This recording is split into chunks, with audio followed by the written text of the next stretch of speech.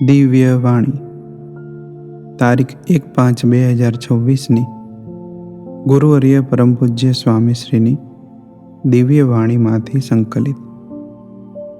આપણા જીવનમાં પળે પળે અનુભવાતા સુખ દુઃખ હર્ષ શોકમાં બહુધા આપણા સ્વભાવનો રોલ બહુ મોટો હોય છે.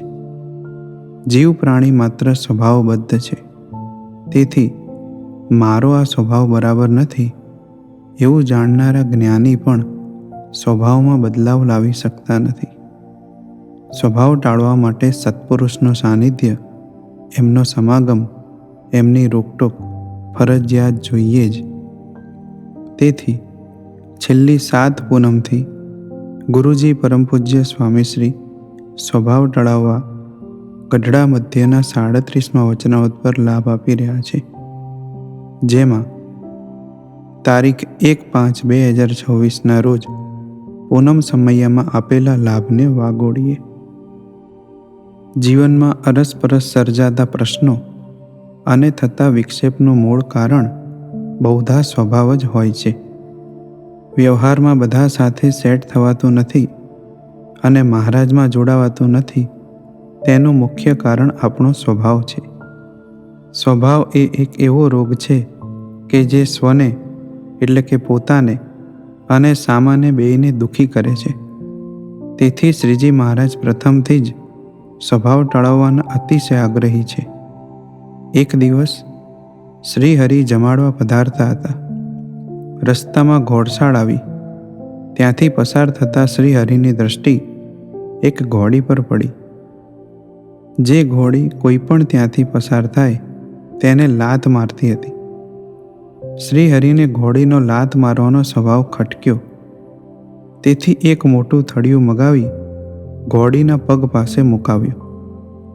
એક ખુરશી મગાવીને તેનાથી થોડે દૂર શ્રીજી મહારાજ બિરાજ્યા.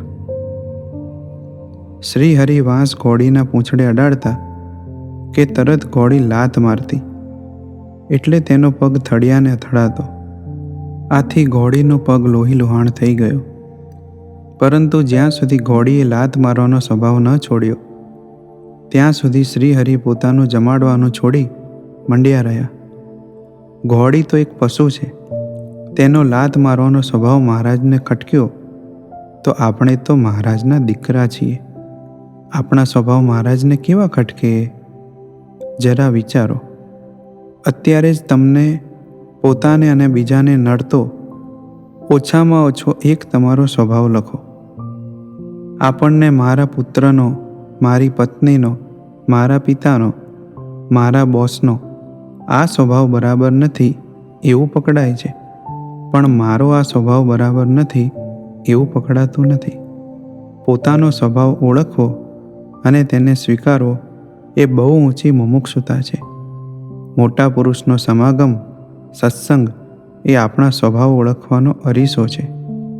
શેવિંગ કરી અરીસાની સામે ઊભા રહીએ તો રહી ગયેલો એકાદો વાળ પણ દેખાય છે.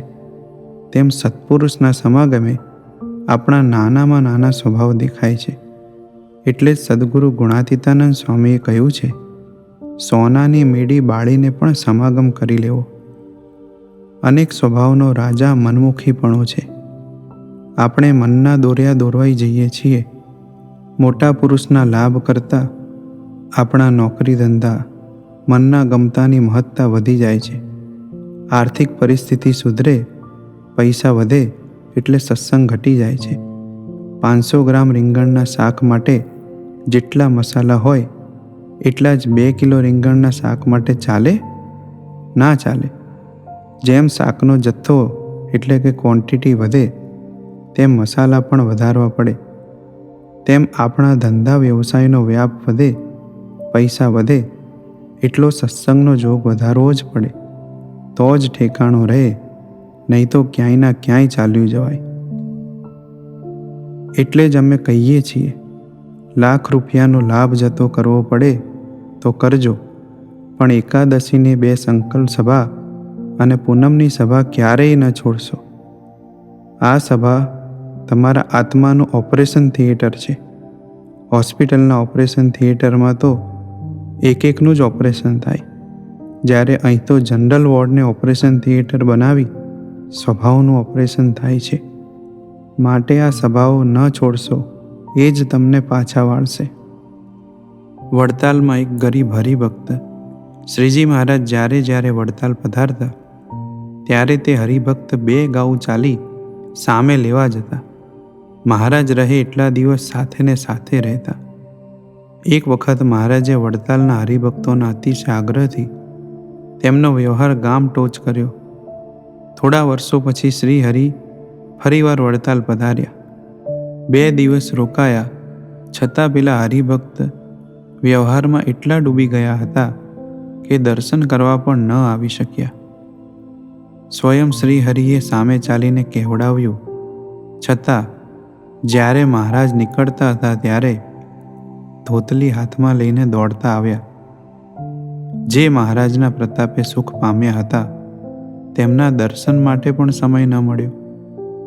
તેમ સાયકલ સ્કૂટર ફેરવનારા આપણે જેના પ્રતાપે ગાડી ફેરવતા થયા, બંગલામાં રહેતા થયા છીએ, એ મહારાજ અને મોટાને ભૂલી જઈએ છીએ. ધંધા વ્યવહારને પ્રાધાન્ય આપી એમના દર્શન સમાગમને ગૌણ કરીએ છીએ. એના માટે સમય ન મળે તે કેટલા દુઃખની વાત કહેવાય. આજના ઘોર કળીકાળના ભયંકર કુસંગમાંથી મોટા પુરુષનો સમાગમ જ આપણને બચાવશે, સ્વભાવને ઓળખાવી ટળાવશે. એટલે જ શ્રીજી મહારાજે ગઢડા મધ્યના 37મા વચનામૃતમાં કહ્યું છે, સ્વભાવ મુકાવ્યા સારું, જે સત્પુરુષ ઉપદેશ કરતા હોય તેના વચનને વિશે અતિશય વિશ્વાસ હોય અને ઉપદેશના કરનારાની ઉપર સાંભળનારાને અતિશય પ્રીતિ હોય અને ઉપદેશનો કરનારો હોય તે ગમે તેટલા દુખવીને કઠણ વચન કહે તો પણ તેને હિતકારી જ માનતો જાય, તો સ્વાભાવિક જે પ્રકૃતિ છે તે પણ નાશ થઈ જાય. એટલે કે સત્પુરુષ અને તેમના કઠણ વચન 2 જોઈએ તો જ સ્વભાવ ટળે.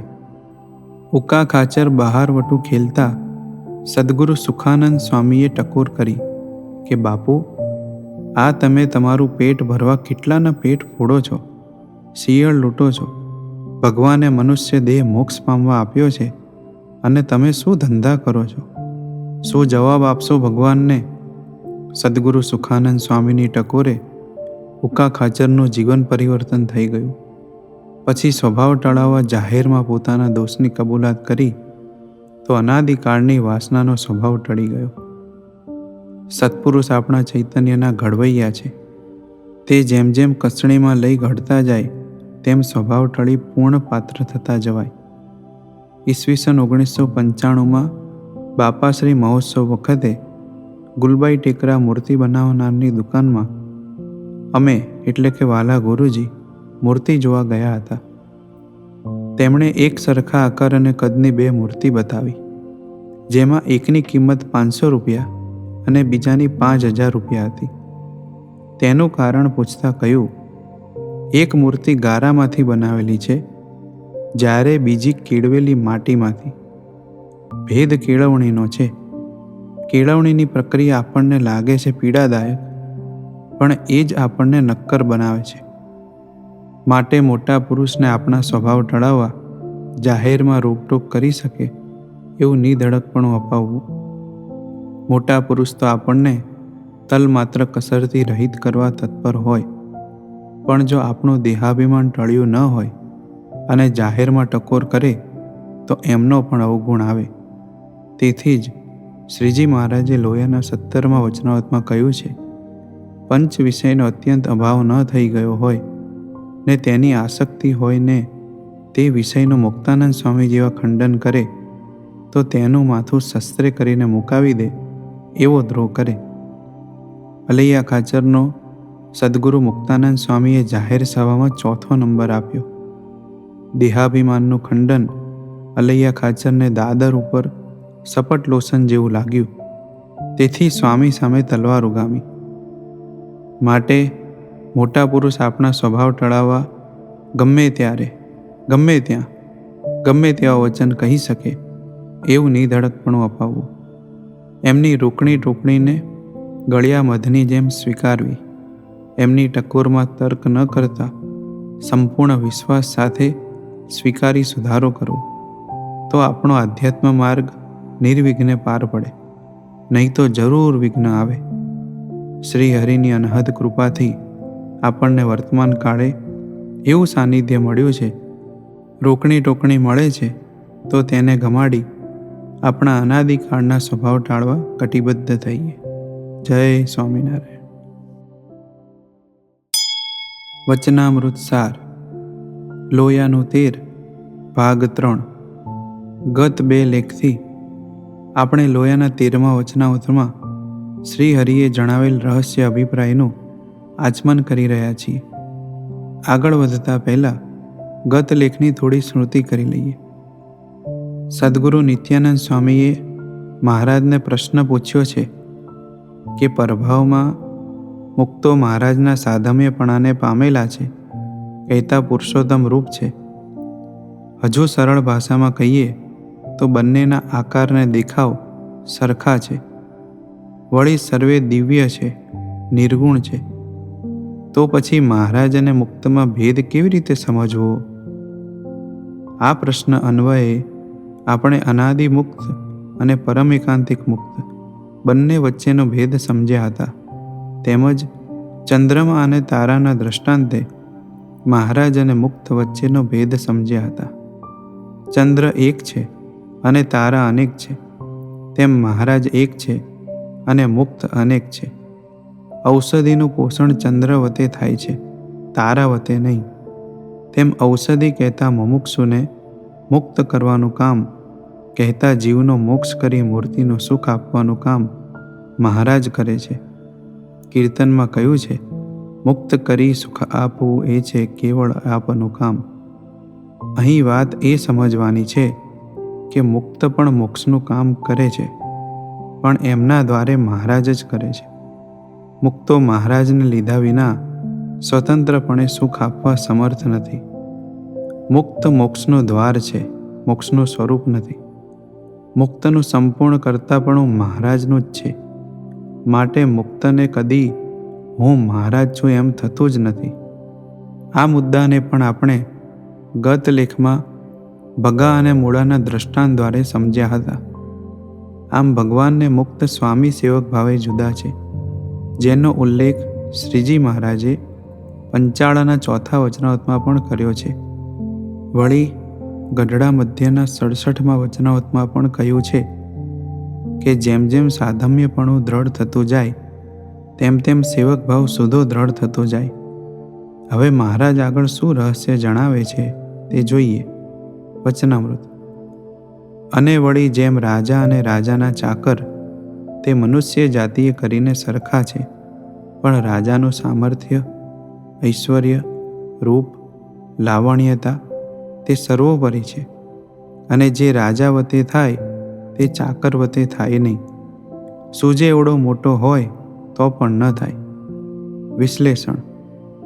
આ શ્રીજી મહારાજના અન્વય સ્વરૂપ માટેનું દ્રષ્ટાંત છે, જ્યારે ચંદ્ર અને તારા એ વ્યતિરેક સ્વરૂપનું દ્રષ્ટાંત છે.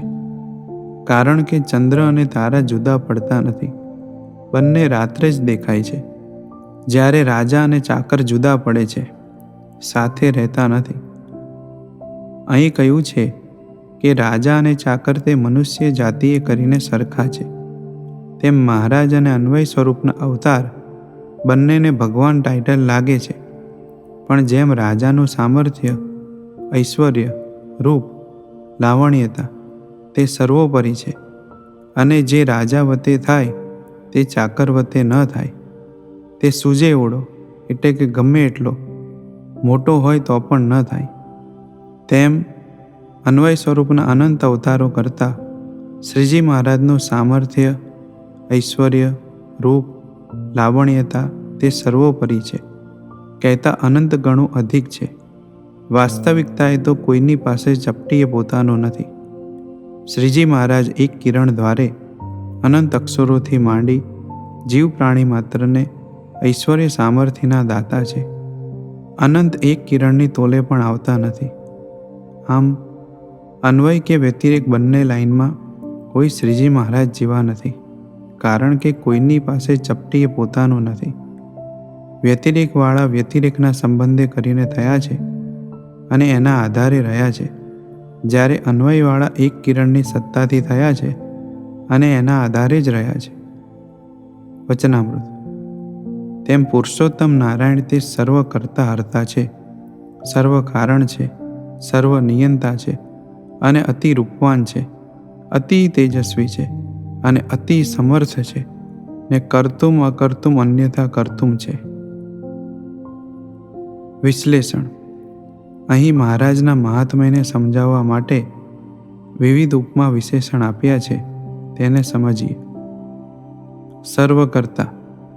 શ્રીજી મહારાજ અન્વયની લાઈનમાં અક્ષરથી માંડી જીવ પ્રાણી માત્રના એક કિરણ દ્વારા કરતા છે અને વ્યતિરેક સ્વરૂપના 4 વર્ગના વ્યતિરેક સ્વરૂપે કરતા છે. ટૂંકમાં ભલે કરનાર દેખાય બીજા, પણ બધું કરનારા મહારાજ એક જ છે. સર્વ કારણ. અનંત અક્ષરથી માંડી જીવ પ્રાણી માત્ર શ્રીજી મહારાજની એક કિરણની સત્તાથી થયા છે અને સત્તાના આધારે જ રહ્યા છે. વ્યતિરેકના સંબંધવાળા 4 વર્ગના શ્રીજી મહારાજના વ્યતિરેક સ્વરૂપના સંબંધે કરીને થયા છે અને સંબંધના આધારે જ રહ્યા છે. આ સર્વે અનંતાનંત છે. કોઈની પાસે ચપટીએ પોતાનો નથી. આમ સમજીએ તો શ્રીજી મહારાજને સર્વના કારણ જાણ્યા કહેવાય. ટૂંકમાં સર્વને બનાવનાર, તેમના અસ્તિત્વને ટકાવનાર એક મહારાજ જ છે. સર્વનિયંતા. ઉપર મુજબ જ અનંત અક્ષરથી માંડી જીવ પ્રાણી માત્ર સુધીનાના એક કિરણ દ્વારા નિયંતા છે અને 4 વર્ગના વ્યતિરેક સ્વરૂપે નિયંતા છે. આમ મહારાજ સર્વનિયંતા છે. નિયંતા એટલે નિયંત્રણ, નિયમન કરનાર. અનંત કોટી બ્રહ્માંડમાં સૌનું નિયંત્રણ કહેતા નિયમન કરનાર એક શ્રીજી મહારાજ જ છે. અતિ રૂપવાન. મહારાજ અતિ રૂપવાન છે એટલે કે એમના જેવું રૂપ કોઈનું નથી. પરમ એકાંતિક મુક્તો મહારાજ જેવા રૂપવાન છે, પરંતુ એકદેશી રૂપવાન છે. અંગોઅંગ પુરુષોત્તમ રૂપ છે, રોમ રોમ નહીં. અનંત અનાદિ મુક્તો તો સર્વદેશી રૂપવાન છે, રોમ રોમ પુરુષોત્તમ રૂપ છે, પરંતુ તે અનંત ભેગા થઈ કોઈને પણ રૂપવાન કરી શકતા નથી, કારણ કે એ સેવક છે, મુક્ત છે. એ મૂર્તિનું યથાર્થ સુખ લઈ શકે એ માટે મહારાજે એમને પોતા જેવા રૂપવાન બનાવ્યા છે. આમ મહારાજ અનંતને પોતાના સંબંધે કરી રૂપવાન બનાવે છે, માટે અતિ રૂપવાન છે. અતિ તેજસ્વી. એમના જેવું તેજ કોઈની પાસે નથી. એમના તેજની એક કિરણથી અન્વયવાળા અનંત અક્ષરાદિક તેજાયમાન છે. વ્યતિરેકવાળાને તેજની જરૂર નથી, કેમ કે તેજ તો કાર્ય છે. આમ મહારાજ અતિ તેજસ્વી છે. અતિ સમર્થ. અન્વયને વ્યતિરેકવાળા બધા મહારાજ આગળ અસમર્થ છે. કોઈની પાસે ચપટીએ પોતાનું નથી. બધા મહારાજને લઈને સમર્થ છે. બધું સામર્થ્ય મહારાજ પાસે જ છે, એટલે અતિ સમર્થ છે. કર્તુમ. અનંત કોટી બ્રહ્માંડમાં સર્વ કરતા હરતા એક શ્રીજી મહારાજ જ છે, એ કર્તુમ. અકર્તુમ. મહારાજ કરતા છે છતાં બીજા પાસે કરાવે છે, તે અકર્તુમ. દાખલા તરીકે બ્રહ્માંડની ઉત્પત્તિ, સ્થિતિ અને પ્રલયની લીલા. અન્યથા કર્તુમ એટલે કે અન્ય કોઈથી થાય જ નહીં. અનંત અનાદિ મુક્તોને પોતાની મૂર્તિમાં લીન કરી રાખે છે, છતાં બહાર દેખાવા દેતા નથી. તે મહારાજનું અન્યથા કરતાપણું છે. આવું અલૌકિક સામર્થ્ય અનંત કોટી બ્રહ્માંડમાં કોઈની પાસે નથી. વચનામૃત. તે જો પોતાની ઈચ્છામાં આવે તો એ અક્ષરધામને વિશે રહ્યા જે મુક્ત, તે સર્વેને પોતાના તેજને વિશે લીન કરીને પોતે એક જ વિરાજમાન રહે અને સૂજે તો એ સર્વમુક્ત તેમણે સેવ્યા થકા એમની ભક્તિને અંગીકાર કરે ને એ સોંતા વિરાજમાન રહે. ને જે અક્ષરધામને વિશે પોતે રહ્યા છે તે અક્ષરને પણ લીન કરીને પોતે સ્વરાટ થકા એકલા જ વિરાજમાન રહે અને પોતાને મનમાં આવે તો એ અક્ષરધામ વિના પણ અનંત કોટી મુક્તોને પોતાને ઐશ્વર્ય કરીને ધારવાને સમર્થ છે. વિશ્લેષણ. અહીં મહારાજ પોતાનું અન્યથા કરતાપણું કહેતા પોતાનું અદ્ભુત સામર્થ્ય જે બીજા કોઈથી થાય જ નહીં તે બતાવે છે. આ બીજા કોઈનું કામ નથી, એકમાત્ર મહારાજ જ આ કરી શકે. સૌ પ્રથમ મહારાજે કહ્યું છે કે અક્ષરધામને વિશે રહ્યા જે મુક્ત તે સર્વેને પોતાના તેજને વિશે લીન કરીને અત્રે એ વખતના સમય પ્રમાણે લખ્યું છે. પરંતુ અનાદિ મુક્તો તો અખંડ મૂર્તિમાં જ રહે છે. પરમ એકાંતિક મુક્તો અંગોંગ પુરુષોત્તમ રૂપ છે. આથી મૂર્તિની બહાર છે એમ કહેવાય છે, પણ મૂર્તિથી છેટા અને સન્મુખ નથી, છે તો અંગો અંગ જ. પછી કહ્યું કે સૂજે તો એ સર્વમુક્ત તેમણે સેવ્યા થકા એમની ભક્તિને અંગીકાર કરે ને એ સોતા વિરાજમાન રહે. અહીં અવરભાવની વાત છે. પરભાવમાં તો મૂર્તિનું સુખ લેવું એ જ સેવા ને એ જ ભક્તિ છે. પણ અહીં કહે છે કે મહારાજ ધારે ત્યારે પરભાવમાં રહ્યા થકા અવરભાવમાં મનુષ્યને મનુષ્ય જેવા દેખાય છે અને ત્યાં પોતાના ભક્તો મુક્તોની સેવા ભક્તિને અંગીકાર કરે છે. આગળ મહારાજ બહુ મહત્વની વાત કરે છે. અને જે અક્ષરધામને વિશે પોતે રહ્યા છે તે અક્ષરને પણ લીન કરીને પોતે સ્વરાટ થકા એકલા જ વિરાજમાન રહે. આગળ મહારાજે મુક્તોની વાત કરી. હવે તેજની વાત કરે છે કે મહારાજ ધારે તો પોતાનું તેજ તે અક્ષરધામ તેને પણ પોતામાં લીન કરી એકલા સ્વરાટ થકા વિરાજમાન રહેવાને સમર્થ છે. અર્થાત ભગવાન અક્ષર કહેતા અક્ષરધામના આધારે નથી, અક્ષરધામ મહારાજના આધારે છે. એ કાર્ય છે અને મહારાજ કારણ છે. વળી આગળ કહ્યું કે અને પોતાને મનમાં આવે તો એ અક્ષરધામ વિના પણ અનંત કોટી મુક્તોને પોતાના ઐશ્વર્ય કરીને ધારવાને સમર્થ છે. અહીં પણ મહારાજ અક્ષરધામનું ગૌણપણું બતાવે છે, કેમ કે અક્ષરધામ એક કાર્ય છે. એ વખતની સમાજની પાત્રતાને આધારે અહીં લખ્યું છે. બાકી આનો બીજો અર્થ થાય કે સામાન્યપણે તો મુક્તો અક્ષરધામમાં જ તેજને આધારે રહ્યા છે. અહીં તો માત્ર મહારાજની સામર્થ્ય બતાવી છે, પરંતુ વાસ્તવિકતાએ એવું નથી. પરભાવમાં કાંઈ અવરભાવની જેમ મુક્તોની સભા નથી. શાસ્ત્રો રણના રસ્તા જેવા છે. અનુભવી સત્પુરુષ મળે તો જ તેના વાસ્તવિક અર્થ સમજાય. બાકી બુદ્ધિએ કરીને સમજવા જાય તો ગોટાળે જ ચડે. કેમ કે એક જગ્યાએ કંઈ લખ્યું હોય અને બીજી જગ્યાએ કંઈ લખ્યું હોય. બધા લખાણો ભેગા કરવા જાય તો કીર્તનમાં કહ્યું છે એના ચિત્તને બમણો ફેર ચડે એવું થાય. માટે અનુભવી સત્પુરુષના વચનમાં વિશ્વાસ રાખવો એ જ શાસ્ત્રોનો પાર પામ્યાનો હેતુ છે. ટૂંકમાં મહારાજને એટલું કહેવું છે કે અક્ષરધામ વિના અનંત મુક્તને આગવી મૂર્તિ છે. તે આગવી મૂર્તિ દ્વારા અનંત મુક્તોને ધારવાને મહારાજ સમર્થ છે. વચનામૃત. તેમ એ નારાયણ પોતાના ઐશ્વર્ય કરીને સર્વોપરી વર્તે છે. તે એને ને બીજા અક્ષરાદિક મુક્તોને સરખા કહે છે તે દુષ્ટ મતવાળા જાણવા ને તેને અતિ પાપી જાણવા ને એના દર્શન પણ કરવા નહીં ને એવી રીતની સમજણવાળાના દર્શન કરીએ તો પંચ મહાપાપ જેવું પાપ થાય. વિશ્લેષણ.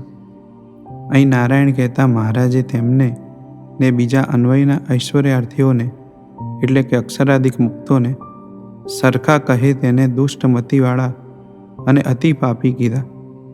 કેમ કે આવી સમજણવાળાનું આત્યંતિક કલ્યાણ થતું નથી. વળી આવી સમજણવાળાના દર્શન કરવાનો પણ નિષેધ કર્યો. તેના દર્શને પંચ મહાપાપનું પાપ કીધું. તેનો હેતુ એ છે કે તેના દર્શન ન થાય તો સમાગમ તો થાય જ ક્યાંથી? જેનો સમાગમ કરીએ તેવી સમજણ આપણી થાય. માટે સર્વોપરી નિષ્ઠા હોય, પંચવર્તમાન દ્રઢ હોય અને અનાદિ મુક્તની પ્રાપ્તિવાળા હોય તેનો જ સમાગમ કરવો એવી અભિરુચિ મહારાજ બતાવી રહ્યા છે. વચનામૃત. અને એ નારાયણને લઈને તો જેને વિશે મોટપ કહીએ તેને વિશે સંભવે, અને એને લઈને સર્વેને ભગવાન કહેવાય. અને હમણાં મુક્તાનંદ સ્વામી જેવા સંતને વિશે એ નારાયણને લઈએ તો એમને પણ ભગવાન જેવા કહેવાય. અને એ નારાયણના લીધા વિના તો અક્ષરને પણ ભગવાન ન કહેવાય, તો બીજાની શી વાર્તા કહેવી? વિશ્લેષણ.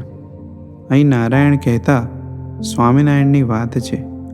એમને લઈને અન્વયની લાઈનના ઐશ્વર્યાર્થીઓને પણ ભગવાન કહેવાય, કેમ કે ભગવાન શબ્દ સંસ્કૃત છે. ભગ એટલે ઐશ્વર્ય અને વાન એટલે વાળા. આમ ઐશ્વર્યવાળા હોય તે સર્વેને ભગવાન કહેવાય, પરંતુ એ ઐશ્વર્ય મહારાજનું આપેલું છે માટે ભગવાન કહેવાય, પરંતુ છે નહીં, કેમ કે બધા કરેલા થયા છે. સનાતન એક જ છે. હવે મુક્તાનંદ સ્વામીના સંદર્ભે વ્યતિરેકની વાત કરી છે. મુક્ત મૂર્તિમાં રહે છે માટે તેમને ભગવાન જેવા પુરુષોત્તમ રૂપ કહેવાય, પરંતુ ભગવાન ન કહેવાય.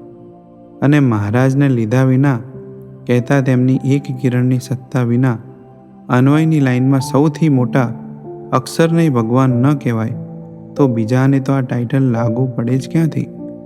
ભગવાનની સમજણ હંમેશા ચોખ્ખી રાખવી. વચનામૃત.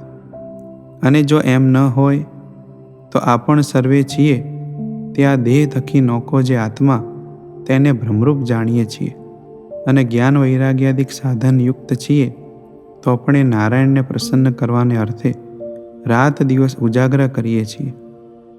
ને કીર્તન નામ સ્મરણ તે તાળીઓ વજાડીને હાથની આંગળીઓ ફાટી જાય એમ કરીએ છીએ, તથા કથા વાર્તા રાત દિવસ કરાવીએ છીએ. તે જો એ નારાયણ સરખા થઈ જવાતું હોય તે એવડો દાખલો શું કરવા કરીએ? વિશ્લેષણ. શ્રીજી મહારાજ આપણને કહે છે કે જ્ઞાન વૈરાગ્યાદિક સાધન તેમજ ભજન ભક્તિ સર્વે મહારાજની પ્રસન્નતાને અર્થે કરવું, પરંતુ તેની પાછળ કોઈ સકામ ભાવના કે કોઈ ઐશ્વર્ય સામર્થ્યની ભાવના રાખવી નહીં. ભગવાન જેવા કહેતા પુરુષોત્તમ રૂપ થવાની ઈચ્છા રાખવી, પણ ભગવાન થવાની ઈચ્છા રાખવી નહીં. વચનામૃત. માટે નારાયણ જેવા તો એક નારાયણ જ છે, પણ બીજો કોઈ એ જેવો થતો નથી. એકમેવા દ્વિતીય બ્રહ્મ. એ શ્રુતિનો પણ એ જ અર્થ છે જે એ નારાયણ જેવા તો એક નારાયણ જ છે એમ સર્વશાસ્ત્રનો સિદ્ધાંત છે. એવી રીતે ભક્તજનની શિક્ષાને અર્થે શ્રીજી મહારાજે વાર્તા કરી ને પોતે તો સાક્ષાત પુરુષોત્તમ નારાયણ છે. વિશ્લેષણ. અંતમાં મહારાજ સારનો સાર કહે છે કે એમના જેવા તો એક જ છે કહેતા સ્વામિનારાયણ ભગવાન એ જ સનાતન ભગવાન છે. બીજા આધુનિક છે જે એમના કર્યા થાય છે અને એમના કાઢ્યા જાય છે. અનંત મુક્તો એમના જેવા પુરુષોત્તમ રૂપ થાય છે, પણ કોઈ ભગવાન થવાને સમર્થ નથી. એકમેવા દ્વિતીય બ્રહ્મ શ્રુતિ કહી તેનો અર્થ સમજીએ તો એકમ એવ અદ્વિતીય બ્રહ્મ. એકમ એટલે એક, એવ એટલે જ, અદ્વિતીય એટલે અજોડ, એના જેવો કોઈ નહીં, બ્રહ્મ એટલે ભગવાન. આમ સનાતન ભગવાન એક જ છે, અજોડ છે, તે છે સ્વામિનારાયણ ભગવાન. આ જ સર્વશાસ્ત્રનો સિદ્ધાંત છે.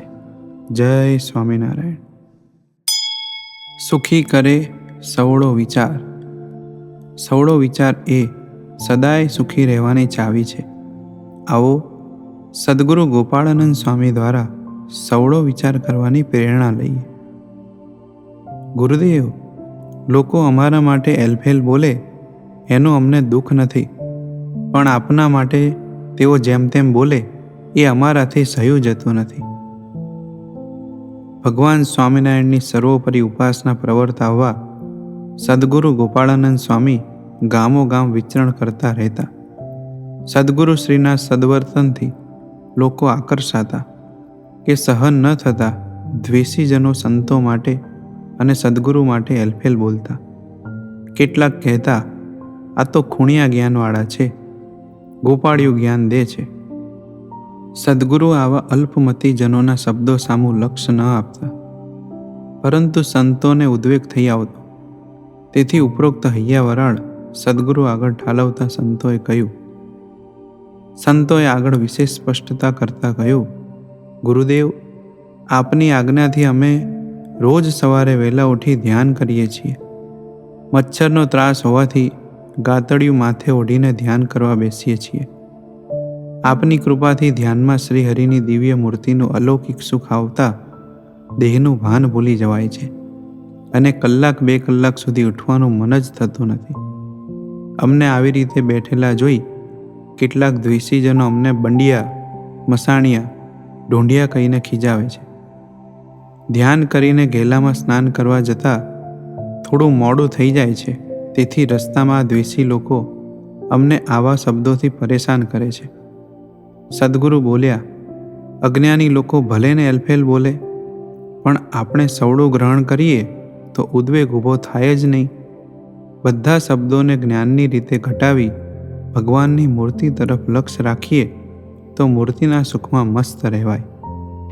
જો આપણે દરેક વાતે શબ્દોનું અર્થઘટન સવળું કરીએ તો કોઈ પ્રકારનો વાંધો આવે જ નહીં. સંતોએ કહ્યું, સ્વામી, આમાં શું સવળું લેવું? તેઓને સમજાવીએ છીએ તોય તેઓ ખીજાવે જ છે. શું કરવું?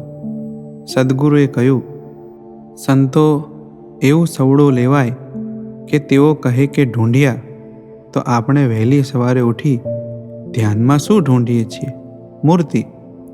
મૂર્તિ ઢૂંઢીએ છીએ એટલે તો તેઓ ઢૂંઢિયા એમ કહે છે.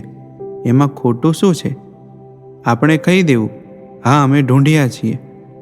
આપણને કહે મસાણિયા, તો જ્યાં મડદા બાળવામાં આવે તેને સ્મશાન, મસાણ કહેવાય. આપણે આપણા દેહ ભાવને, કામ, ક્રોધ, માનાદિક દોષોને બાળવા ધ્યાન કરીએ છીએ. આ સર્વે દેહ ભાવને બાળી દઈએ એટલે મસાણિયા જ કહેવાય ને. માટે કહેવું કે હા, અમે મસાણિયા છીએ અને ધ્યાન કરી માયાની સામે રોજ સવારે બંડ પુકારીએ છીએ એટલે બંડિયા જ છીએ ને. માટે કહેવું કે અમે બંડિયા છીએ. પછી સંતો આવો સવળો વિચાર ગ્રહણ કરતા, તેથી અહોનિશ આનંદમાં રહેતા. બસ આવું જ બન્યું છે આપણા જીવનમાં. અનંત જન્મથી આપણે અવળા જ વર્તતા આવ્યા છીએ. ક્યારેય સવળા વિચારને આપણે ગ્રહણ કરી શક્યા જ નથી.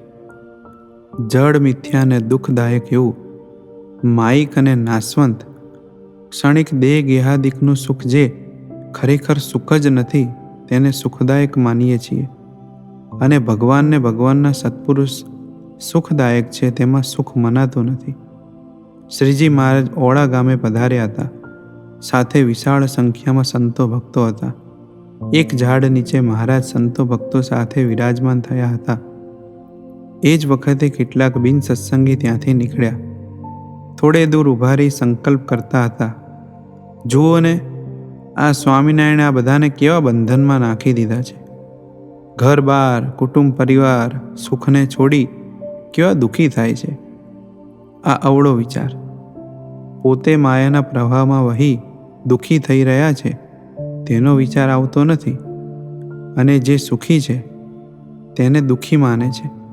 પ્રાંતિજના તીતા ભગત શ્રીજી મહારાજના અનન્ય નિષ્ઠાવાન આશ્રિત, સ્વભાવે ગરીબ પ્રકૃતિના ભોળા અને નિર્દોષ ભક્ત, વ્યવહારે પણ ખૂબ જ દુર્બળ.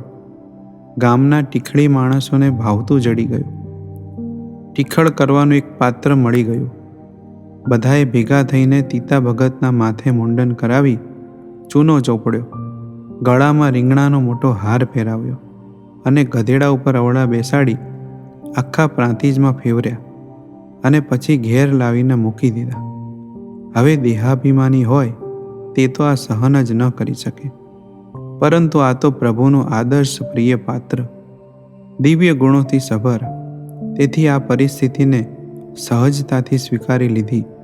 પરંતુ આવું થાય તો સહેજે ગૃહસ્થને તો આબરૂનો પ્રશ્ન થઈ પડે.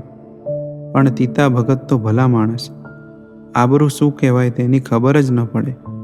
પરંતુ તેમના ધર્મપત્ની રોષે ભરાયેલા તીતા ભગત જેવા ઘરે આવ્યા કે તરત જ તીતા ભગતને વઢવા માંડ્યો. તીતા ભગતે તેમના ધર્મપત્નીને સમજાવ્યું કે જુઓ, આપણને આમાં કાંઈ જ નુકસાન નથી. મેં પ્રાંતિજ ગામ આખું ક્યારેય જોયું નહોતું. મને બધાએ ભેગા થઈને આખું ગામ બતાવ્યું. બીજું, વાળ કપાવવા પૈસા નહોતા, તેથી 3-4 મહિનાથી વાળ કપાવ્યા નહોતા, તો વગર પૈસે મુંડન થઈ ગયું. હવે બીજા 3-4 મહિના વાળની ચિંતા જ નહીં. માથે ખોડો થયો હતો તે હવે મુંડન થઈ ગયું, અને માથે ચૂનો ચોપડ્યો એટલે ખોડો પણ મટી જશે. રીંગણનો લાંબો હાર પહેરાવ્યો, જેનું શાક એકાદ અઠવાડિયું ચાલશે, તેથી તમારે પણ 1 અઠવાડિયા સુધી શાકની ચિંતા નહીં. આવી રીતે એમણે આવેલી પરિસ્થિતિમાં સવળો વિચાર કર્યો, પણ મૂંઝાઈ જઈ અવળા સંકલ્પો ન કર્યા. કેવી અદ્ભુત વિચારધારા! ગમે તેવી પરિસ્થિતિ કે સંજોગો આવે તો પણ ભગવાનનો ભક્ત ક્યારેય મૂંઝાઈને અવળા વિચાર ન જ કરે, સત્સંગ મૂકવાનો પ્રયત્ન ન જ કરે. સવળા વિચારને અનુસરી ભગવાન અને સંતની મરજી અનુવૃત્તિમાં જ રહે. ઘર પરિવારમાં પણ કોઈના શબ્દો સાંભળવા મળે, અનુકૂળ ન આવે તેવું વર્તન જોવા મળે, ત્યારે સવળો વિચાર કરવાની કળા શીખી જઈએ તો વિપરીત સંજોગોમાં પણ આનંદમાં રહી શકાય. જય સ્વામિનારાયણ. કીર્તન ઇતિહાસ. વાલા રમઝમ કરતા. વડોદરા ગુજરાતની કાશી તરીકે પ્રખ્યાત હતું. સાહિત્ય, સંગીત અને કલાના આરાધકો સૈકાઓથી ત્યાં વસતા આવ્યા છે.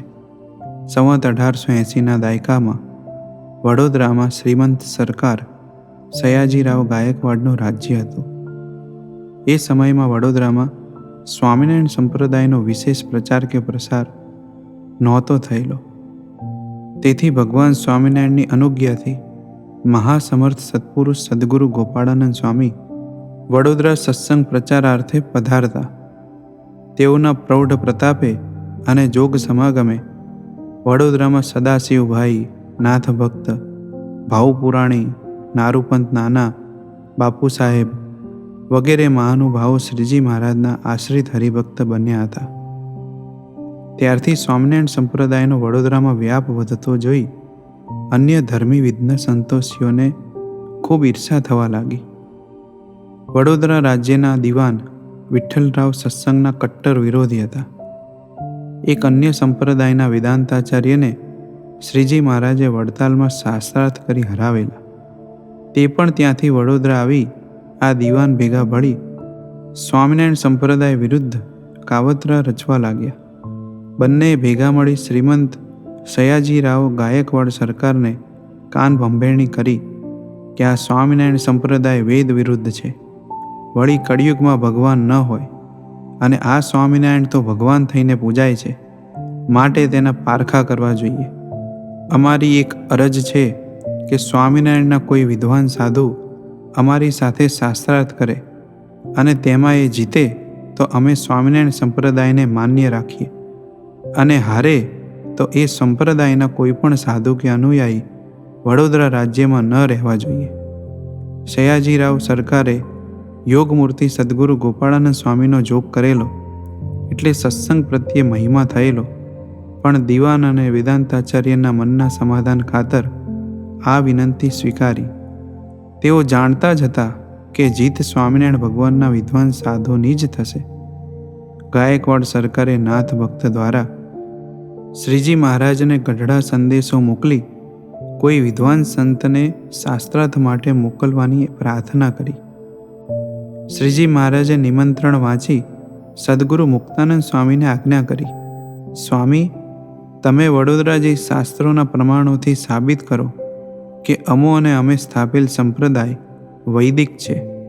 નિર્માનીપણાના સાક્ષાત સ્વરૂપ સમા મુક્ત મુનિએ હાથ જોડી મહારાજને પ્રાર્થના કરી કે હે મહારાજ, મારા કરતાં તો સદગુરુ નિત્યાનંદ સ્વામી જેવા પ્રખર વિદ્વાન સંત ત્યાં જાય એ જ યોગ્ય કહેવાય. આ સાંભળી મહારાજ બોલ્યા, સ્વામી, અમારે જગતને એ સમજાવવું છે કે અમારા એક અભણ જણાતા સંતમાં પણ કાશી કે વડોદરાના વિદ્વાનને જીતવાનું સામર્થ્ય રહેલું છે, માટે સ્વામી આપે જ વડોદરા જવાનું છે. ભલે મહારાજ, જેવી આપની આજ્ઞા, એમ કહી સ્વામી પોતાના સંત મંડળને લઈ વડોદરા પધાર્યા. સંવત 1881ના ચાતુર્માસમાં સદગુરુ મુક્તાનંદ સ્વામીએ વેદાંતાચાર્યને શાસ્ત્રાર્થમાં પરાજિત કર્યા તથા અનેક મતપંથના આચાર્યો અને પંડિતોના પ્રશ્નોનું યથાર્થ સમાધાન કરી સ્વામિનારાયણ સંપ્રદાયના સિદ્ધાંતોનું પ્રતિપાદન કર્યું. સદ્ગુરુ મુક્તાનંદ સ્વામીની કથા વાર્તા કરવાની શૈલી અને વર્તનશીલ જીવનથી શ્રીમંત સયાજીરાવ સરકાર પ્રભાવિત થયા હતા. પરિણામે સ્વામી 3 મહિના વડોદરા રોકાયા. તે દરમિયાન દરરોજ તેઓ સ્વામીનો સમાગમ કરવા નાથ ભક્તના વાડામાં જે નાનકડું હરિમંદિર હતું ત્યાં જતા. સ્વામી પાસેથી શ્રીજી મહારાજનો મહિમા અને એમના લીલા ચરિત્રોનું શ્રવણ કરી સરકારના અંતરમાં શ્રીજી મહારાજના દર્શનની ત્વરા જાગી. સરકારે શ્રીજી મહારાજને વડોદરા પધારવા માટે આગ્રહભર્યું આમંત્રણ પાઠવ્યું. તેમના આમંત્રણનો ભાવ સ્વીકારી સંવત 1882ના કારતક વદી ત્રીજના રોજ શ્રીજી મહારાજ વડતાલથી સંત હરિભક્તના વિશાળ સમૂહ સાથે વડોદરાના પાદરે આવેલા છાણી ગામ પાસે આવી પહોંચ્યા. શ્રીજી મહારાજના આગમનના સમાચાર સાંભળતા જ સદ્ગુરુ મુક્તાનંદ સ્વામીના અંતરમાં આનંદ વ્યાપી ગયો. 3 મહિનાના વિરહ પછી પોતાના પ્રાણ પ્યારા પ્રીતમને વધાવવા સ્વામી સયાજીરાવ સરકાર તથા સંત હરિભક્ત મંડળ સાથે હરખભેર સામે પધાર્યા. એ વખતે સ્વામીના હૃદય કમળમાંથી કીર્તનના શબ્દો સરી પડ્યા. વાલા રમઝમ કરતા શ્યામ મારે ઘેરે આવો રે, મારા પૂરા કરવા કોડ હસીને બોલાવો રે. સ્વામીની ભાવર્મી કીર્તનના સ્વરૂપમાં બિછાણી શ્રીજી મહારાજ અત્યંત પ્રસન્ન થયા. જય સ્વામિનારાયણ. સ્વામિનારાયણ મહામંત્ર મહાત્મય. ભારતીય તત્વજ્ઞાનમાં મંત્ર જાપ વિશિષ્ટ મહત્વ ધરાવે છે.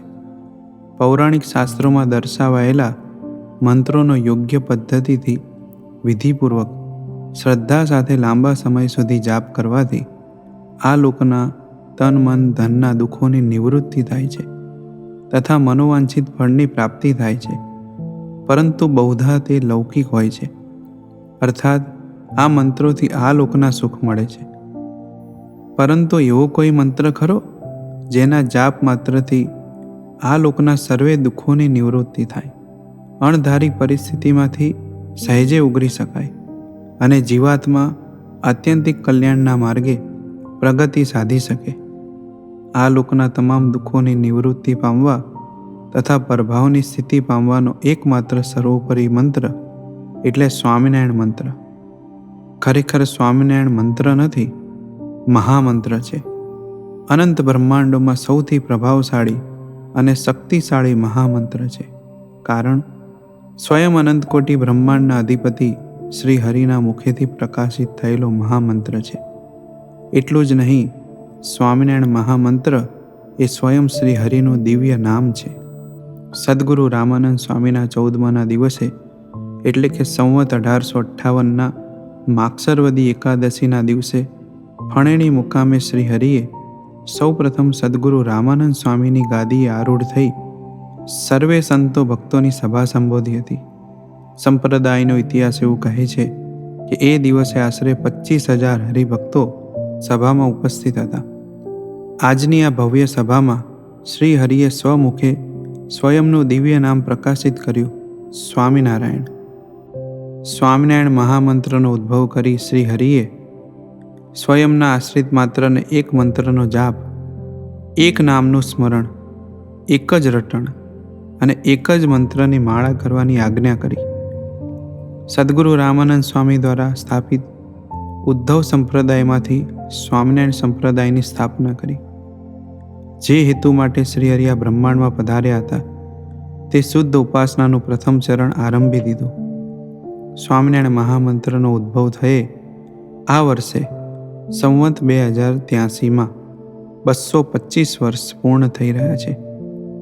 ત્યારે ગુરુવર્ય પરમ પૂજ્ય સ્વામીશ્રીએ શ્રી હરિ સંકલ્પ મહોત્સવ ઉપક્રમે સ્વામિનારાયણ મહામંત્ર દ્વિશતાબ્દી રજત મહોત્સવ ઉજવવાનો સંકલ્પ કર્યો છે. તે નિમિત્તે SMVS પરિવારના તમામ હરિભક્તોને પરિવાર દીઠ 25 મહામંત્ર નોટબુકનું લેખન કરવાની આજ્ઞા કરી છે. વળી SMVS મહિલા વિભાગને 225 કલાકની ધૂન કરવાની આજ્ઞા કરી છે. આપણે સૌ ગુરુજીની આજ્ઞાને અધ્ધરથી ઝીલી સ્વામિનારાયણ મહામંત્ર દ્વિશતાબ્દી રજત મહોત્સવ ઉજવીએ. સ્વામિનારાયણ મહામંત્રનો પ્રતાપ કેવો છે? તો સ્વામિનારાયણ મહામંત્રના જાપથી પાપ માત્રનો પ્રલય થાય છે. મહામંત્રનો જાપ એ તમામ રોગોની દવા છે. જીવને સુખીઓ કરવા સંજીવની સમાન છે. સ્વભાવ, દોષો, વાસના, સાંસારિક ત્રિવિધ તાપ તથા માન અપમાનાદિક તમામ શત્રુઓથી પર થવાનો એક ઉપાય એટલે સ્વામિનારાયણ મહામંત્રનું રટણ. સદ્ગુરુ ગુણાતીતાનંદ સ્વામીએ સ્વામિનારાયણ મહામંત્રનો પ્રૌઢ પ્રતાપ વર્ણવતા પ્રકરણ 1 વાર્તા 154માં કહ્યું છે કે અને સ્વામિનારાયણ નામનો મંત્ર એવો બીજો કોઈ મંત્ર આજ બળ્યો નથી. એ મંત્રે કાળા નાગનું ઝેર ન ચડે ને એ મંત્રે વિષય ઉડી જાય ને બ્રહ્મરૂપ થવાય છે ને કાળ કર્મ માયાનું બંધન છૂટી જાય છે. એવો બહુ બળ્યો એ મંત્ર છે, માટે નિરંતર ભજન કરવું. સ્વામિનારાયણ મહામંત્રના રટણ માટે 4 માધ્યમ સર્વથા વધુ પ્રચલિત છે. 1. માળા દ્વારા, 2.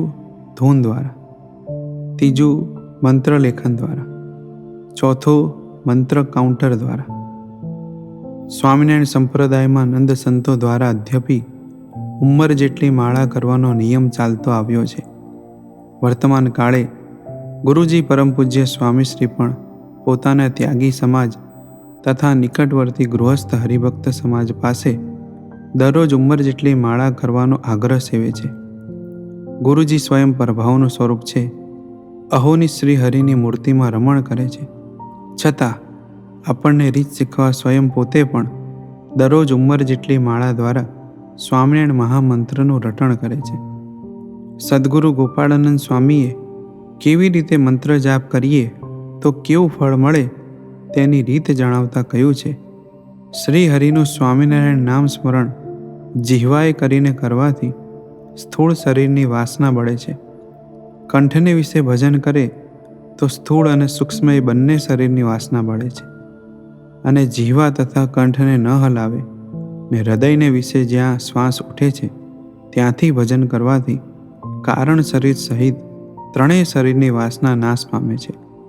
છેલ્લે ઇન્દ્રિયો અંતઃકરણ તથા માયિક ભાવે રહિત કેવળ સત્તારૂપ થઈને જીવ પોતાને બ્રહ્મરૂપ કહેતા પુરુષોત્તમ રૂપ માનીને શ્રી હરિનું પ્રતિલોમ વૃત્તિએ ધ્યાન કરે તો પછી એ ભક્તને પૂર્વ પશ્ચિમ ઇત્યાદિક દિશાઓનો ભાવ ટળી જતા કારણ શરીર સહિત ત્રણેય દેહનો નાશ થાય છે અને એ મુમુક્ષુનો ચૈતન્ય પુરુષોત્તમ રૂપથી આત્યંતિક કલ્યાણ પામે છે. ગુરુજી પરમ પૂજ્ય સ્વામીશ્રી કહે છે કે માત્ર સ્વામિનારાયણ મહામંત્રનો જાપ કે લેખન કરવાથી પ્રારંભિક ફાયદા જરૂર થાય, પણ નામીય સહિત નામ રટણ કરવાથી અર્થાત મૂર્તિની સ્મૃતિ કરવાથી અથવા મૂર્તિરૂપ થઈને નામ સ્મરણ કરવાથી અનંત ગણો લાભ થાય છે. મંત્ર જાપ કરવાની યોગ્ય રીત. 1. મંત્ર જાપનું માધ્યમ નક્કી કરવું. માળા દ્વારા કે ધૂન દ્વારા કે માત્ર અંતરથી રટણ દ્વારા. 2. સ્વામિનારાયણ મહામંત્રનો જાપ નિયમિત કરવો, તેમાં સાતત્યતા જાળવી રાખવી. 3. જે માધ્યમ નક્કી કરીએ તેની એક સરખી લય, ગતિ તથા સમય મર્યાદા નક્કી કરી રાખવી. 4. એકાગ્ર ચિત્તે દેહનું કહેતા અવરભાવ માત્રનું ભાન ભૂલી જઈ નાભીમાંથી સ્વામિનારાયણ મહામંત્રનું નામીય સહિત નામ રટણ કરવું.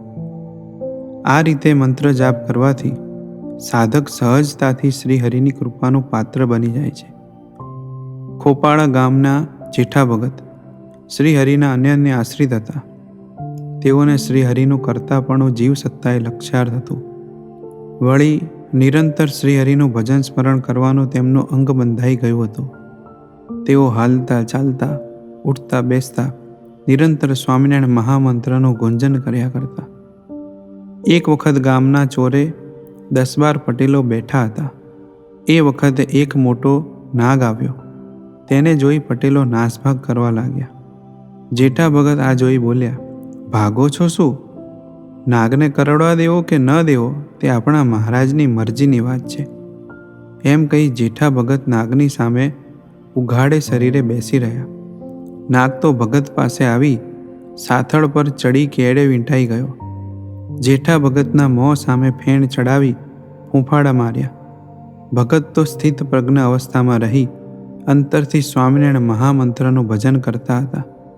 નાગ ભગતની નાભી પર 2-4 વખત માથું મારી જતો રહ્યો, પણ કરડ્યો નહીં. ભગતની આ સ્થિત પ્રજ્ઞ અવસ્થા જોઈ ગામના પટેલોને ખૂબ આશ્ચર્ય થયું. તેઓ પૂછવા લાગ્યા, તમે આવી સ્થિતિમાં પણ સ્થિત પ્રજ્ઞ રહી શક્યા, તેનું શું કારણ? ત્યારે જેઠા ભક્તે કહ્યું, એક તો હું મારા સ્વામિનારાયણ ભગવાનને જ સર્વ કરતા હરતા જાણું છું. જે કંઈ કરે છે તે એ જ કરે છે. બીજું, હું સ્વામિનારાયણ મહામંત્રનો નિત્ય જાપ કરું છું. એટલે ભગવાને મને એટલી શક્તિ આપી છે કે કોઈ પણ સ્થિતિ પરિસ્થિતિમાં હું સ્થિત પ્રજ્ઞ રહી શકું છું. આપણા રોજબરોજના જીવનમાં પણ દરેક દિવસો એક સરખા હોતા નથી. અનુકૂળતા અને પ્રતિકૂળતા એ બંને જીવનના સિક્કાની 2 બાજુ છે. આવી દરેક સ્થિતિમાં પણ સ્થિત પ્રજ્ઞ રહેવા તથા અધ્યાત્મ માર્ગે પ્રગતિ સાધવા સ્વામિનારાયણ મહામંત્રનો જાપ ખૂબ સહાયરૂપ બને છે. આ મહામંત્રના જાપથી ભૂત પિશાચ દૂર ભાગે છે. સુરેન્દ્રનગર વિસ્તારમાં આવેલું પચ્છે ગામ, તે ગામમાં શ્રી હરિના અનન્ય આશ્રિત હરજીવન વૈદ રહેતા હતા.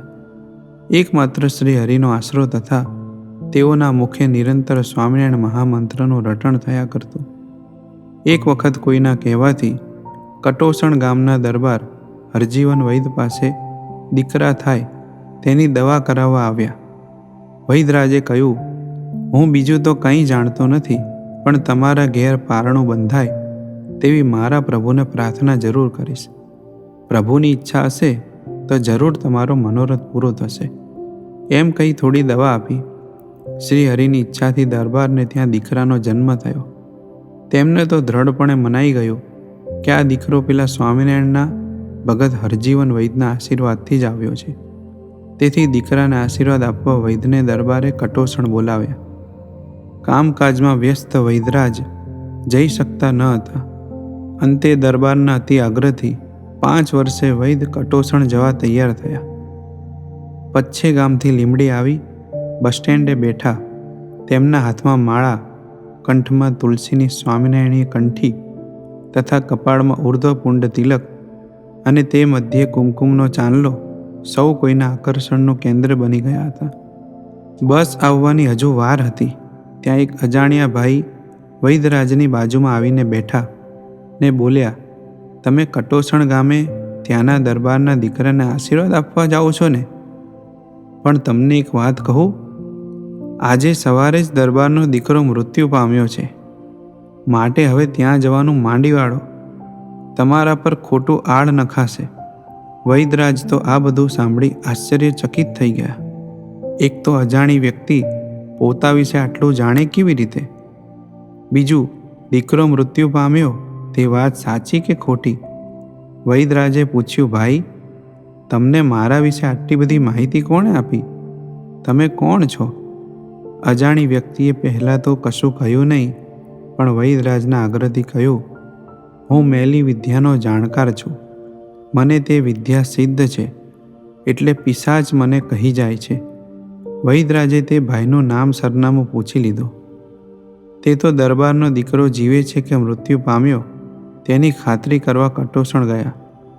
દીકરો ધામમાં જ ગયો છે તેવા સમાચાર મળતા વૈદરાજ ત્યાંથી જ પરત આવી લીમડી ખાતે આ અજાણ્યા ભાઈના ઘરે ગયા અને કહ્યું, તમે જે વિદ્યા સિદ્ધ કરી છે તે મારે પણ શીખવી છે, માટે મને શીખવો. આ ભાઈએ વૈદરાજને સમજાવતા કહ્યું, ભગત, તમે સ્વામિનારાયણ ભગવાનના ભક્ત છો. ભગવાનનું નામ રટણ છોડી શા માટે આવી વિદ્યા ભણવી છે? આ વિદ્યામાં કંઈ માલ નથી. માટે આવા અન્યના અંતરનું જાણવાના ડોળ મૂકી દો. હું હેરાન થઉં છું તેમ તમે પણ થશો. પરંતુ હરજીવન વૈદને હવે અંતર્યામીપણું મેળવી મોટપ કમાવાના કોડ જાગ્યા હતા. તેમણે આગ્રહપૂર્વક પેલા ભાઈ પાસેથી મંત્રો શીખ્યા. હરજીવન વૈદ તો પેલા ભાઈના શીખવ્યા મુજબ રાત્રે સ્મશાનમાં જઈ મંત્ર જાપ કરવા લાગ્યા. ત્યાં અડધી રાત્રે પિશાચ પ્રકટ થયો અને અટ્ટહાસ્ય કરતો વૈદની પીઠ પાછળ ઊભો રહી ગયો. વૈદે કહ્યું, તમે મારી સામે આવો, કેમ પાછળ ઊભા છો? ત્યારે પિશાચ બોલ્યો, હું તમારી સામે આવી શકું એવી મારી કોઈ તાકાત નથી, કારણ કે તમે તમારા ભગવાનનું એટલું નામ સ્મરણ કર્યું છે જેથી તમારામાં અપાર શક્તિ છે, જેને જીરવવા હું સમર્થ નથી. વળી તમને ભગવાનના ભક્ત થઈ આવી કુબુદ્ધિ કેમ સૂજી? તમે મને વશ કરીને શું કરશો? બીજાના મનની વાત જાણી તમારે મોટા થઈને પૂજાવું છે? હે હરજીવન વૈદ, આ અમારી પિશાચ યોનિ છે, જેમાં દુઃખનો પાર નથી. તમે મને એકવાર વશ કરી દેશો પછી તમે આમાંથી છટકી શકશો નહીં. આ યોનિમાં એકવાર પ્રવેશ કર્યો પછી મોક્ષ નહીં મળે. તમારો તમારા ઈષ્ટદેવ સાથેનો સંબંધ કાયમી પૂરો થઈ જશે. તમારું મૃત્યુ થશે પછી અમારી યોનિમાં જ ભળવું પડશે, જ્યાં મોક્ષ કોઈ કાળે શક્ય નથી. અત્યારે તમને જે ઈષ્ટદેવ મળ્યા છે, જે મહામંત્ર મળ્યો છે, તે મોક્ષ આપનારો છે. માટે હવે તમે વિચારો કે તમારે મને વશ કરવો છે? હરજીવન વૈદની આંખો ખુલી ગઈ. પોતે કરેલી ભયંકર ભૂલ ઓળખાઈ ગઈ. તેઓ બોલી ઉઠ્યા, તમે મારી આંખો ખોલી દીધી છે. મારે હવે તમને નહીં, મારા ભગવાનને જ વશ કરવા છે. તેઓ ત્યાંથી ભાગીને પચ્છે ગામ આવ્યા. ઘરે આવી ઠાકોરજી પાસે ધ્રુસકે ને ધ્રુસકે રડી પડ્યા.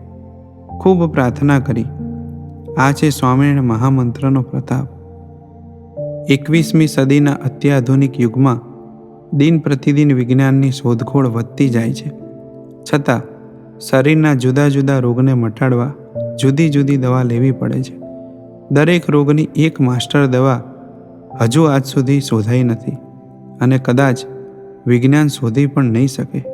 જ્યારે આજથી 225 વર્ષ પૂર્વે સ્વામિનારાયણ ભગવાને સ્વામિનારાયણ મહામંત્ર આપી આશ્રિત માત્રને સબ રોગ કી એક ही દવા આપી છે.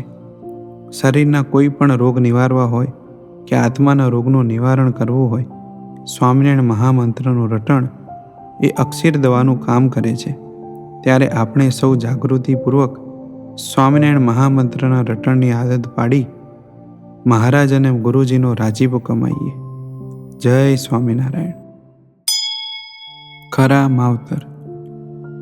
નવા સવા જન્મેલા બાળક માટે પોતાની માતાની સોળ હંમેશા પરમ સુખકારી મનાય છે.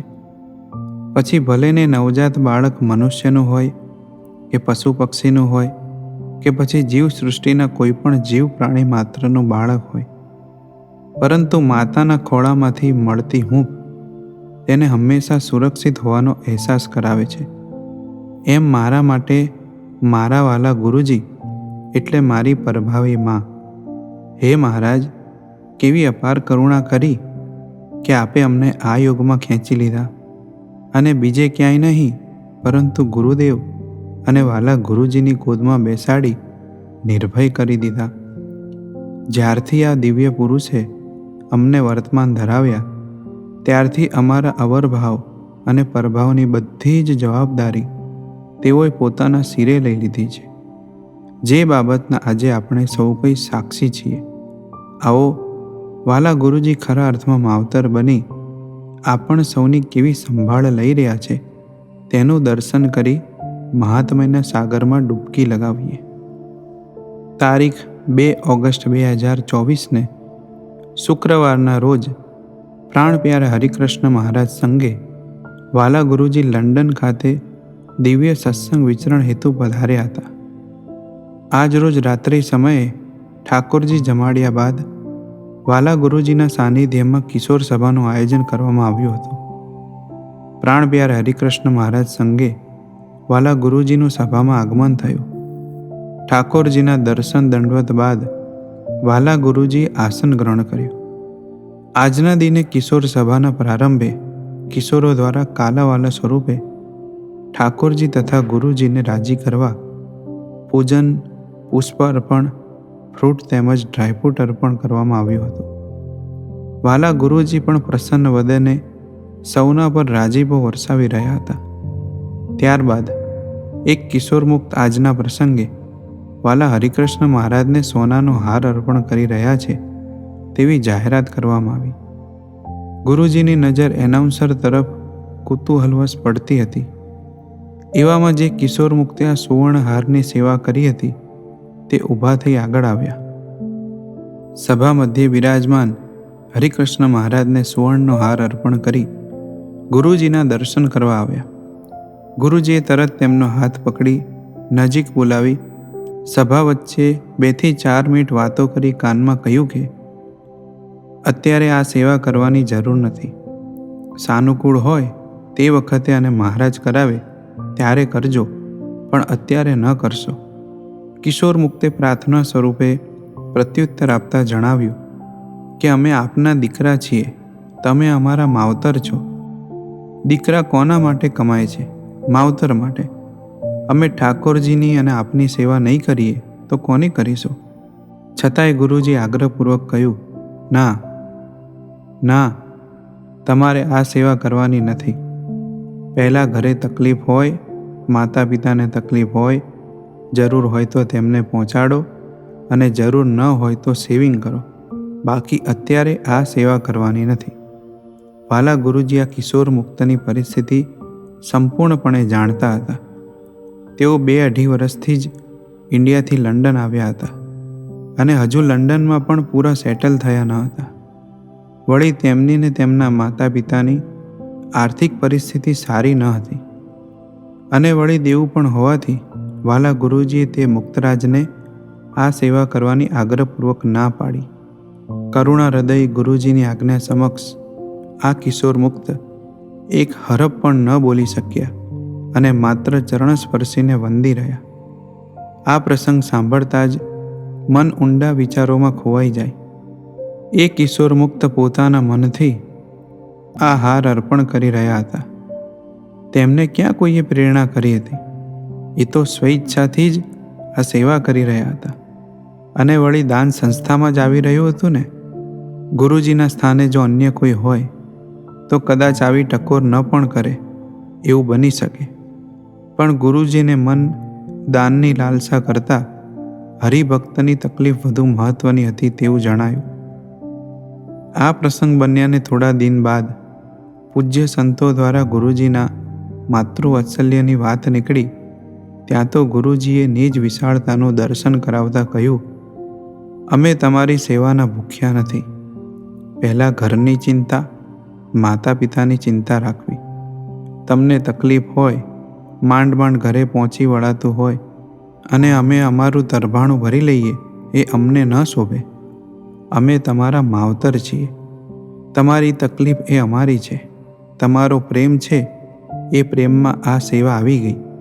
આ પ્રસંગના ઉલ્લેખ દરમિયાન પણ વાલા ગુરુજીએ તે કિશોરને ફરીથી આ સેવા કરવાની ના પાડી ત્યારે સાચા અર્થમાં માવતર બની રહ્યાની લાગણી અનુભવાઈ. SMVS સંસ્થાના તમામ હરિભક્તો માટે તેમના જીવનમાં ગુરુદેવ અને ગુરુજીનું આગવું સ્થાન છે. તેનું કારણ તે તમામ હરિભક્તોના અવરભાવના વ્યવહારોમાં પણ એ દિવ્ય પુરુષોએ રસ દાખવી સાચા માર્ગદર્શક બનીને સાંત્વના આપી છે.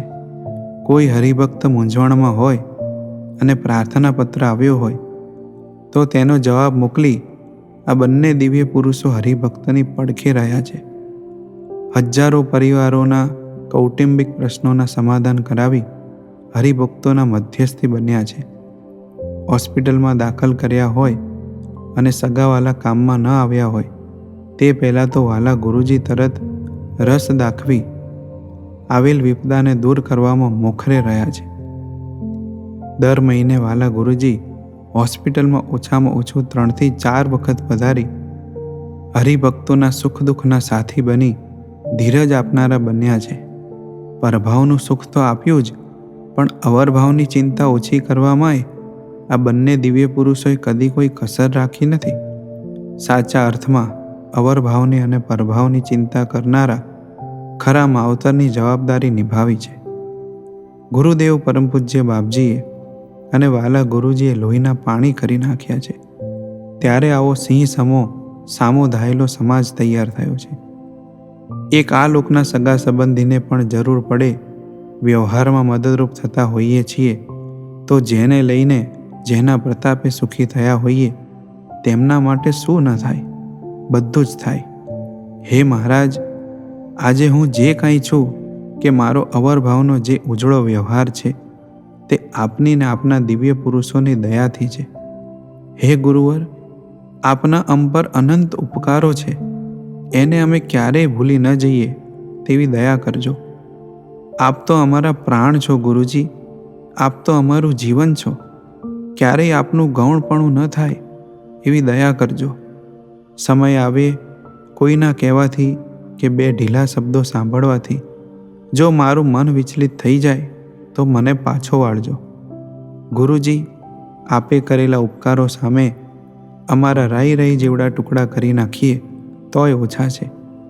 ક્યારેય આપના તરફ આંખ ઊંચી ન થાય અને આપનો અભાવ ઘાલનારા સામે નીડર બનીને તેને મહાત્મય ભીના કરી શકું એવી બુદ્ધિ, આવડત અને શક્તિ આપજો. અમારા જેવા તો આપને હજારો હરિભક્તો છે, પણ મારે મન તો આપ એક જ છો. ક્યારેય આપનાથી મન છેટું ન થાય એવું બળ આપજો.